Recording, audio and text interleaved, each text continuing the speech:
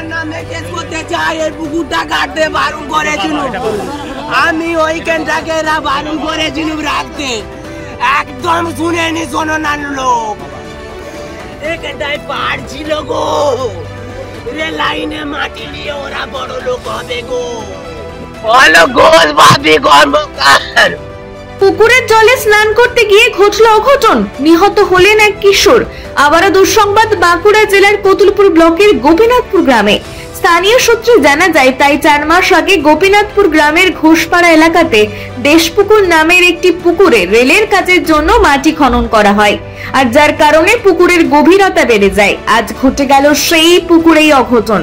কৃষাণু লহরী নামে এক কিশোর জলে ডুবে নিহত হলেন। পিতার নাম গৌতম লহরী।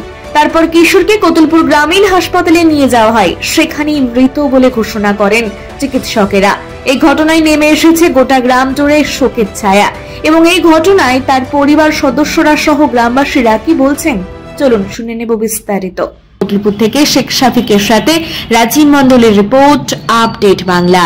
যেটা কেটে দিয়ে মাটিটা নিয়ে পালিয়ে গেছে, মাটিটা আমাদের কোনো কাজে লাগে না। আর যে জিনিসটা যেটা করেছে আজকে, এই যে গভীরতাটা যেটা হয়েছে, আজকেও কিভাবে এই ঘটনা ঘটলো? ঘটনা হচ্ছে এটা গোপীনাথপুর গ্রামের ঘোষপাড়া দেশপুরের পাড়ে গৌতম লহরীর ছেলে কুষাণ লহরী পুকুরে চান করতে নেমেছিল। ওই 10টা সাড়ে 10টা না, চান করে খানিক পরে তাকে আর খুঁজে না পাওয়া যাওয়ার পর সবাই মিলে খোঁজাখুঁজি করার পুকুরে একবার খেয়ে জাল মেরে সে বডিটাকে তোলা হয়। যখন তোলা হয়েছে তখন মনে হচ্ছে মারা গেছে। সেইভাবে আমরা গোগড়া হসপিটাল